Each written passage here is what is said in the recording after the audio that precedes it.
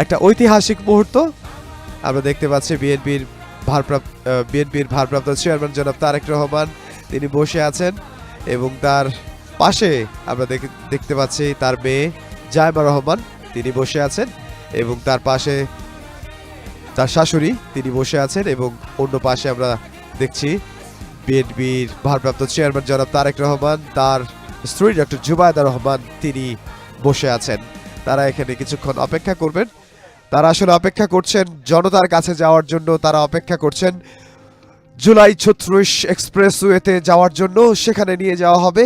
আমরা দেখতে পাচ্ছি বিএনপির স্থায়ী কমিটির সদস্য সালাউদ্দিন আহমদ তিনি বিএনপির ভারপ্রাপ্ত চেয়ারম্যান জনাব তারেক রহমানের সঙ্গে কথা বলছেন, কারণ বিএনপির স্থায়ী কমিটির সদস্য যারা রয়েছেন তারা অপেক্ষা করছেন বিএনপির ভারপ্রাপ্ত চেয়ারম্যান জনাব তারেক রহমানকে নিয়ে জনতার কাছে যেতে, তৃণমূলের নেতৃবৃন্দের কাছে যেতে, যারা গতকাল ভোর রাত থেকে সেখানে অপেক্ষা করছেন।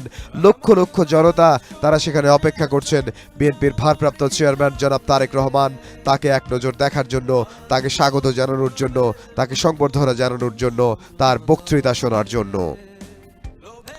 আমরা এই মুহূর্তে দেখতে পাচ্ছি বিএনপির ভারপ্রাপ্ত চেয়ারম্যান জনাব তারেক রহমান তিনি বাংলাদেশের মাটিতে পা রেখেছেন। আরো ঘণ্টা দেড়েক আগে সিলেটে ওসমানী